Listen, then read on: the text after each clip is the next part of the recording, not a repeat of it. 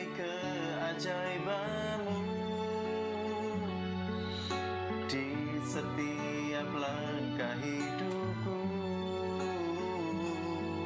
penyertaanmu. Shalom saudara, bagaimana kabarnya? Pasti semakin luar biasa, semakin mencintai Tuhan, dan semakin berjalan dalam rencana Tuhan, amin. Hari ini saya ingin share dengan kita semuanya dari Lukas pasal 12 saudara, ayat 13 sampai ayat yang ke-21. Saya akan bacakan untuk kita semuanya. Judul perikopnya adalah Orang Kaya yang Bodoh. Seorang dari orang banyak itu berkata kepada Yesus, "Guru, katakanlah kepada saudaraku supaya ia berbagi warisan dengan aku." Tetapi Yesus berkata kepadanya, "Saudara, siapakah yang telah mengangkat aku menjadi hakim atau pengantara atas kamu?" Katanya lagi kepada mereka, kepada orang banyak ini saudara, "Berjaga-jagalah dan waspadalah terhadap segala ketamakan. Sebab walaupun seorang berlimpah-limpah hartanya, hidupnya tidaklah tergantung daripada kekayaannya itu."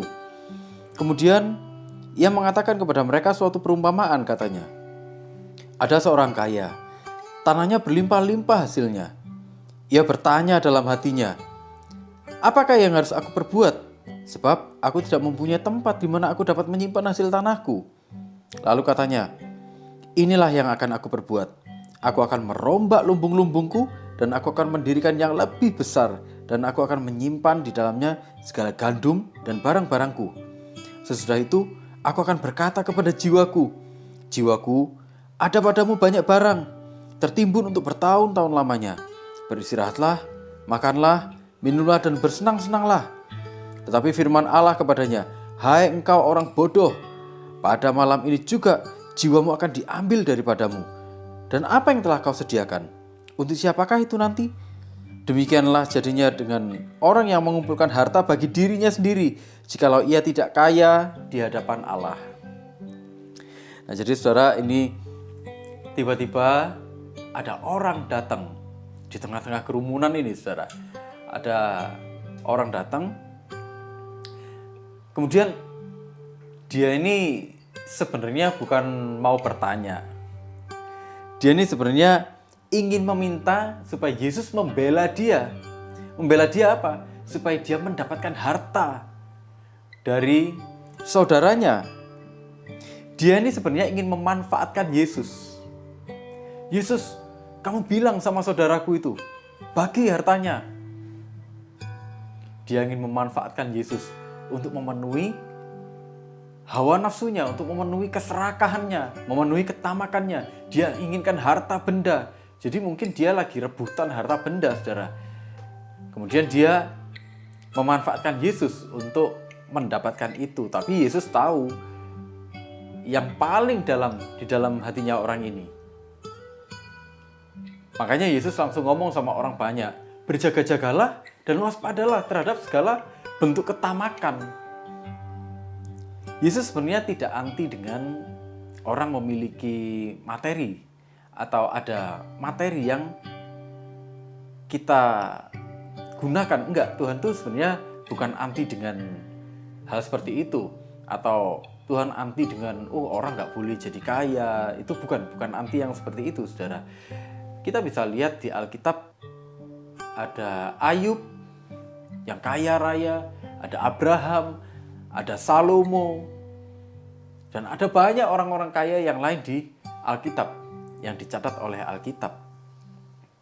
Nah, tapi yang Yesus tidak inginkan itu sebenarnya adalah semangat dibalik keinginan akan harta bendanya itu, obsesi akan harta bendanya itu.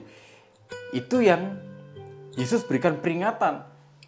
Hati-hati kamu dengan yang namanya ketamakan. Orang memang membutuhkan harta benda. Ya, orang untuk hidup membutuhkan yang namanya harta benda untuk memperlengkapi hidupnya. Tapi ada satu obsesi tersendiri yang membuat seseorang tuh jadi sangat mengutamakan harta benda lebih daripada yang lain.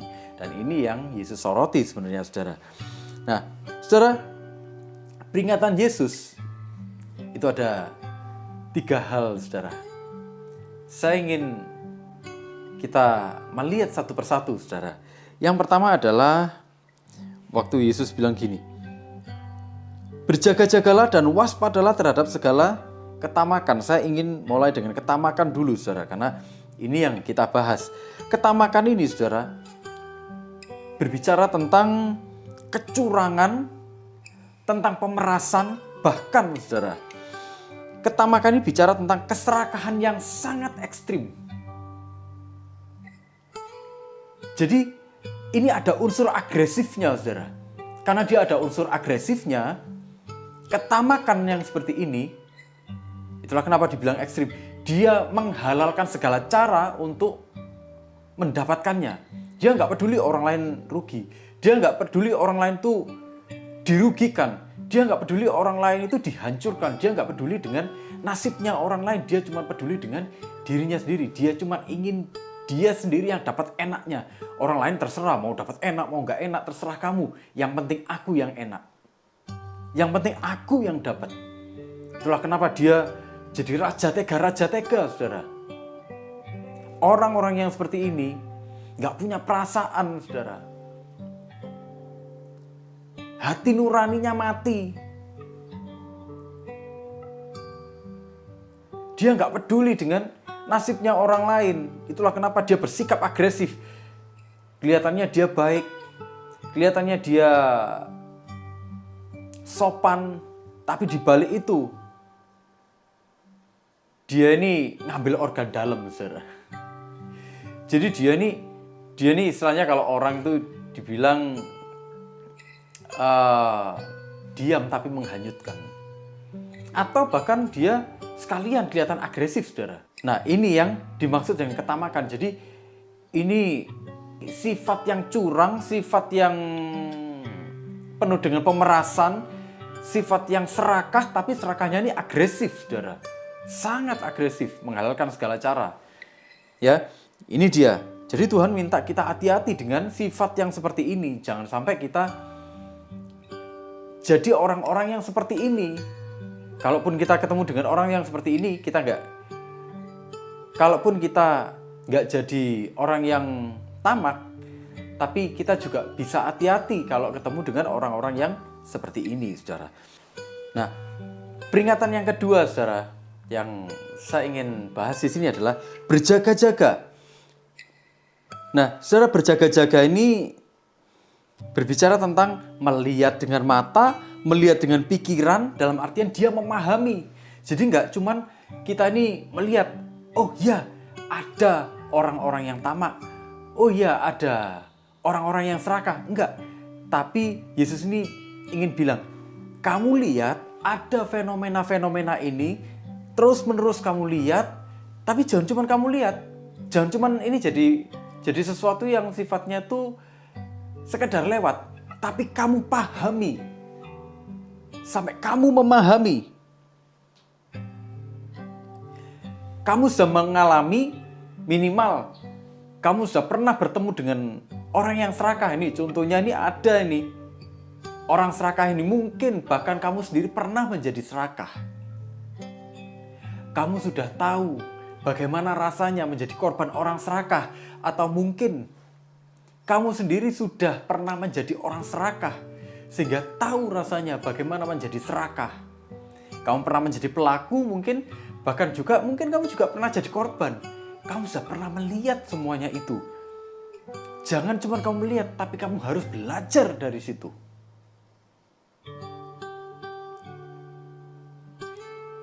Jadi pengalaman-pengalaman itu harus jadi pengalaman-pengalaman yang membuat kamu belajar, membuat kamu mengerti, membuat kamu memahami. Memahami apa? Bahwa ini sesuatu yang berbahaya. Ketamakan itu identik dengan kecurangan, pemerasan. Dia agresif, menghalalkan segala cara, dan kamu harus hati-hati dengan itu. Karena itu bisa berbahaya untuk dirimu, juga berbahaya untuk orang lain. Itu peringatan yang kedua. Peringatan yang ketiga adalah waspadalah. Nah, waspadalah ini artinya dia ini menjaga, mengawal terus. Jadi dia melihat terus Fokus dia, saudara. Dia fokus, dia melihat terus. Ada apa ini? Ada apa ini? Dia melihat. Supaya apa? Supaya aman. Supaya tidak binasa, supaya tidak melanggar. Artinya, kalau kita waspada ini, kita bisa mengambil tindakan-tindakan yang diperlukan supaya kita tidak menjadi korban atau supaya kita tidak menjadi pelaku. Itulah kenapa waktu Yesus berbicara tentang ketamakan ini, kamu sudah tahu kan, ketamakan ini akan menghalalkan segala cara. Kamu akan membahayakan orang lain. Itu sifat tamak. Kamu sudah pernah melihat, contohnya sudah pernah tahu. Kamu sendiri mungkin pernah jadi korban atau mungkin kamu sendiri juga jadi pelaku. Itulah kenapa kamu harus belajar. Dan kalau kamu belajar, kamu akan tahu betapa berbahayanya itu. Dan kalau kamu tahu betapa berbahayanya itu, kamu akan menghindari itu. Kamu tidak akan mengorbankan orang lain. Kamu sendiri juga tidak akan mau menjadi korban. Saat itu datang kepadamu, kamu bisa menghindar. Atau kamu bisa membentengi dirimu supaya kamu tidak melakukan itu. Jadi maksudnya Tuhan itu seperti itu. Kita disuruh mempelajari. Kita disuruh menghindar, saudara. Karena apa yang dimaksud oleh Yesus ini, saudara, tentang ketamakan ini mendatangkan celaka. Artinya, saudara, Tuhan itu ingin kita jadi orang-orang yang bijak dalam kehidupan ini. Bijak dalam hal harta benda. Harta benda ini memang diperlukan, saudara. Tapi dalam satu titik tertentu, waktu kita jadi terobsesi dengan harta benda itu akan membahayakan kita. Kenapa? Harta benda ini akan menjadi tuan di dalam hidup kita. Dan kalau sesuatu yang mati itu menjadi tuan di dalam hidup kita, ini yang jadi bahaya. Karena sesuatu yang mati ini tidak bisa memberikan penilaian. Berbeda dengan waktu kita fokus dengan Tuhan. Waktu kita fokus dengan Tuhan, kita tahu. Kita mengenal pribadinya. Karena kita mengenal pribadinya, kita tahu apa yang dia suka, apa yang dia tidak suka, apa yang Tuhan itu ingin untuk kita lakukan, apa yang Tuhan itu nggak ingin untuk kita lakukan. Kita belajar memahami rencananya. Tapi kalau kita fokus pada benda mati, apa yang mau kita pahami dari benda mati ini, gitu, saudara? Apa yang mau kita pahami? Sebenarnya yang muncul adalah keinginan lagi, dan terus keinginan lagi tanpa ada kontrol. Itu yang Tuhan maksud kenapa ketamakan akan harta benda, obsesi terhadap harta benda itu jadi sesuatu yang membahayakan sebenarnya. Dia jadi agresif, dia jadi menghalalkan segala cara. Itulah kenapa ada orang terobsesi dengan kekayaan. Dia sampai akhirnya cari pesugihan. Padahal waktu dia cari pesugihan, apa yang diminta? Yang diminta korban nyawa, bahkan nyawa keluarganya, nyawa anaknya. Tapi dia tetap lakukan itu. Kenapa? Karena dia terobsesi dengan sesuatu yang mati, sesuatu yang tidak bisa memberikan penilaian. Kalau kita fokus pada Tuhan, Dia akan menunjukkan benar dan salah kepada kita.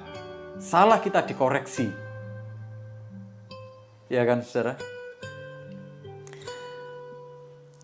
Itulah kenapa, saudara, kita harus hati-hati memperlakukan harta benda. Jangan sampai silau dengan harta benda. Jangan sampai dia menjadi tuan di dalam hidup kita. Jangan sampai kita terobsesi dengan itu.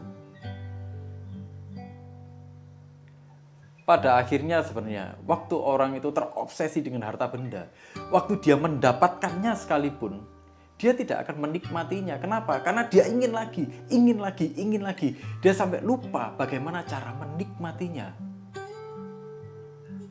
Dia memang seolah-olah menikmati. dia bertindak apapun yang dia mau, dia beli. Apapun yang dia mau, dia berusaha dapatkan. Tapi hatinya nggak pernah puas.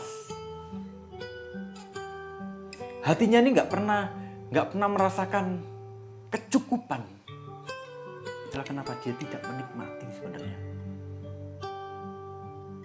Dia ingin lagi, cuman itu aja. Itulah kenapa, saudara. Kemudian di ayat 20 dibilang, tetapi firman Allah kepadanya, hai engkau orang bodoh. Orang yang tamak ini, saudara, dibilang orang yang bodoh. Orang yang mengandalkan harta benda, orang yang terobsesi terhadap harta benda, terobsesi terhadap benda mati, itu dibilang engkau orang yang bodoh. Waktu dia berusaha mencari damai sejahtera, mencari sukacita, menikmati kehidupan dengan fokus pada harta benda, terobsesi dengan harta benda, dibilang orang bodoh. Tuhan bilang. Orang bodoh ini apa? Orang bodoh ini, saudara, ini berbicara tentang tidak masuk akal. Tidak punya kecerdasan, dia gegabah. Dia juga egois dan juga tidak bisa dipercaya. Orang yang tamak itu orang yang egois, orang yang tidak bisa dipercaya, orang yang nggak masuk akal. Nggak masuk akal, bagaimana kamu itu bisa menggantungkan harapanmu pada benda yang mati? Bagaimana kamu itu bisa terobsesi pada benda yang mati? Sementara dia tidak bisa memberimu apa-apa. Apa yang dia berikan kepadamu itu sifatnya itu semu. Kebahagiaan yang dia berikan kepadamu itu semu. Kamu tidak merasakan ada kehidupan. Kamu cuma merasakan kesenangan tanpa kebahagiaan.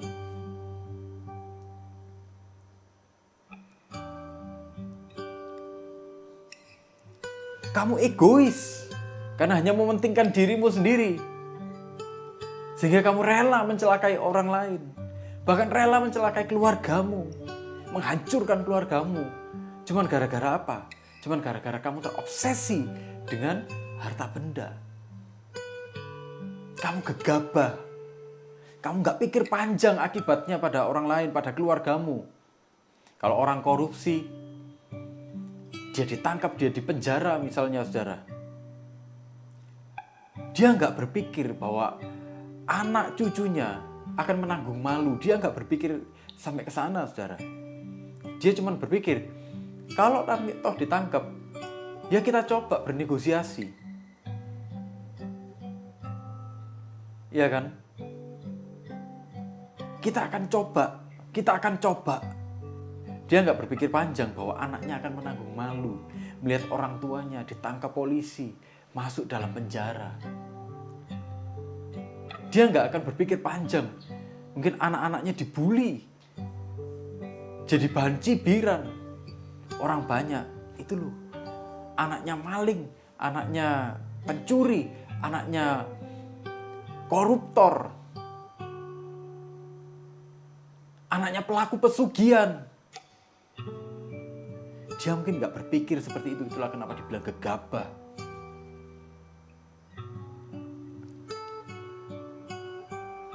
Orang-orang yang seperti ini, saudara, tidak bisa dipercaya. Kalau dia dapat harta benda, akan dihabiskan untuk dirinya sendiri.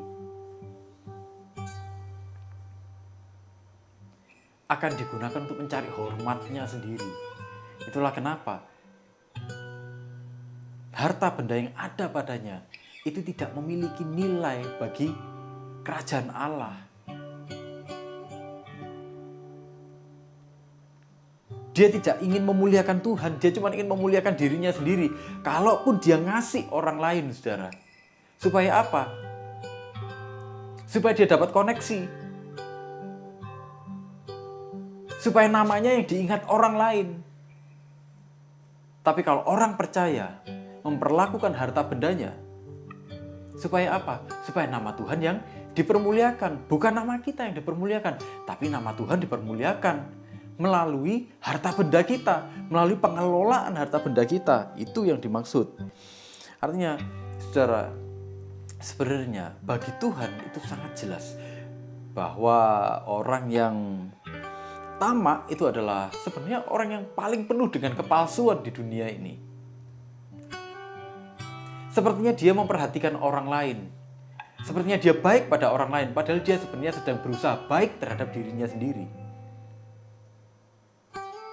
Dia ingin mencari keuntungan buat dirinya sendiri. Itulah kenapa semuanya selalu ada pamrihnya. Apa keuntungannya buat saya? Kalau nggak ada keuntungannya, ya mau apa? Buat apa? Iya kan? Buat apa dia berbuat baik terhadap dirinya sendiri? Karena sebenarnya dia merasa tidak aman. Dia cuma merasa aman dengan penggunaan benda-benda mati ini. Ini loh yang membuat aku aman. Padahal benda-benda mati ini bisa hilang kapan aja. Benda-benda mati ini, benda-benda yang tidak kekal, benda-benda yang bisa hilang kapan aja. Habis kapan aja. Dia bisa bangkrut kapan aja. Dia bisa ditipu orang kapan aja. Itulah kenapa dia ini sebenarnya orang yang paling penakut di dunia. Kemana-mana khawatir nanti ditipu orang. Kemana-mana khawatir nanti hartanya dihabiskan. Kemana-mana takut kalau dia akan mengalami kekurangan. Itulah kenapa orang seperti ini tidak pernah tenang hidupnya. Kalau ada orang lain datang sama dia curiga, jangan-jangan dia mau harta benda saya. Ada orang lain nawari kerjasama, jangan-jangan nanti aku bangkrut kena dia. Jangan-jangan pikirannya jangan-jangan terus. Saudara, yang Tuhan maksud, yang Tuhan inginkan bahwa harta benda itu harus memiliki nilai yang baik sebenarnya. Yesus ini menyuruh kita belajar dari pengalaman supaya apa? Supaya kita ini tidak hidup di dalam pelanggaran yang membutakan dan memimpin kita kepada kebinasaan. Karena dia benda mati, seperti yang saya jelaskan tadi, dia tidak bisa memimpin kita kepada hal yang baik. Karena dia benda mati, dia tidak bisa memberikan penilaian. Itulah kenapa semakin kita terobsesi, semakin liar pikiran kita. Semakin liar keinginan-keinginan kita. Saudara, waktu kita menjadi bijak, kita nggak lagi egois. Kita bisa dipercaya oleh Tuhan. Harta yang Tuhan percayakan kepada kita itu akan memiliki nilai kekekalan. Nilai kekekalannya apa? Harta benda ini akan memuliakan Tuhan. Kita akan ngerti bahwa harta benda ini sebenarnya adalah rasa percaya dari Tuhan. Tuhan tahu persis bahwa waktu kita hidup kita membutuhkan itu semua. Saudara, waktu manusia diciptakan di Taman Eden, manusia diciptakan di hari terakhir, saudara. Mulai dari hari pertama sampai hari sebelum manusia diciptakan, saudara, semuanya Tuhan lengkapi. Semuanya Tuhan lengkapi. Kenapa? Karena Tuhan tahu bahwa manusia membutuhkan itu. Semuanya itu adalah aksesoris yang memperlengkapi hidup manusia. Itu bukanlah pokok-pokok yang menjadi pusat dari kebutuhan manusia. Pusat dari kebutuhan manusia sebenarnya adalah Tuhan. Pusat dari kebanggaan manusia juga seharusnya adalah Tuhan. Apa yang ada di dunia ini? Harta benda, pekerjaan, sebenarnya adalah aksesoris yang memperlengkapi hidup kita. Supaya apa? Supaya kita bisa hidup dengan baik. Dan lewat itu semua, kita bisa memuliakan nama Tuhan. Jadi, saudara, kita harus mengerti bahwa waktu Tuhan mempercayakan kepada kita harta benda, bukan supaya kita menjadi terobsesi dengan harta benda itu, tapi supaya kita lewat harta benda itu kita bisa memuliakan nama Tuhan. Harta benda modenya adalah mode pengelolaan. Dia yang harus tunduk pada pengelolaan kita. Kita mengelolanya harus sesuai dengan kebenaran-kebenaran firman Tuhan. Bukan mengelola sesuai keinginan kita, tapi mengelola sesuai dengan kebenaran firman Tuhan. Disitulah harta benda akan tunduk. Harta benda tidak memerintah.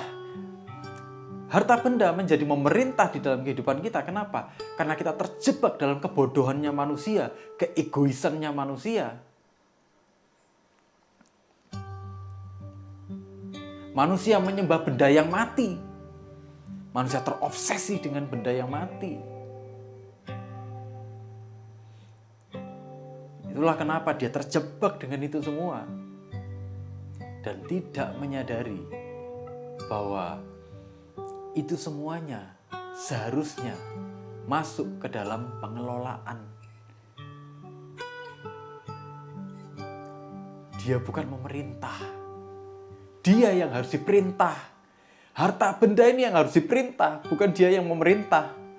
Nah, sekarang kan banyak yang kebalik-balik kan, saudara. Benar nggak? Harta benda yang memerintah orang. Bukan manusia yang memerintah harta benda.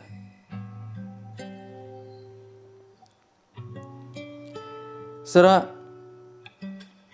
semakin kita ini hidup mendalam dengan Tuhan, semakin kita ini hidup intim dengan Tuhan, kita akan semakin memahami bahwa sebenarnya waktu kita hidup bersama dengan Tuhan, semakin kita merdeka, bukan semakin kita seenaknya sendiri.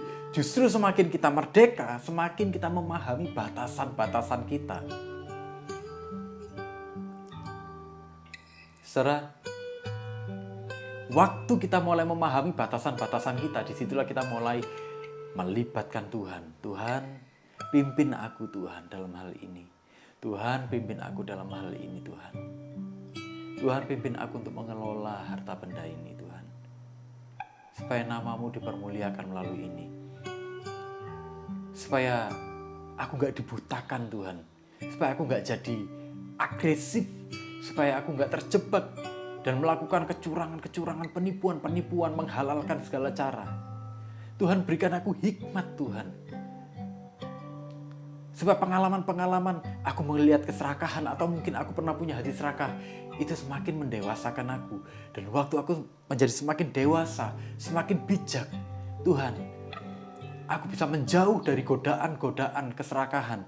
Aku juga bisa menjauh Tuhan dari orang-orang yang berusaha bersikap serakah terhadap aku. Saudara, mari kita minta pimpinan Tuhan.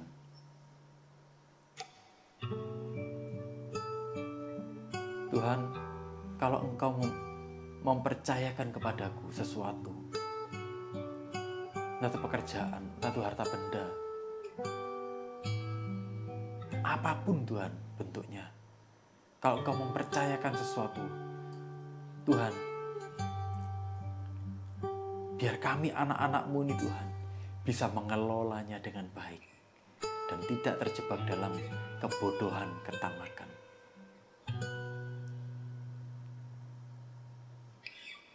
Mari kita menjadi pengelola-pengelola yang luar biasa bagi Tuhan.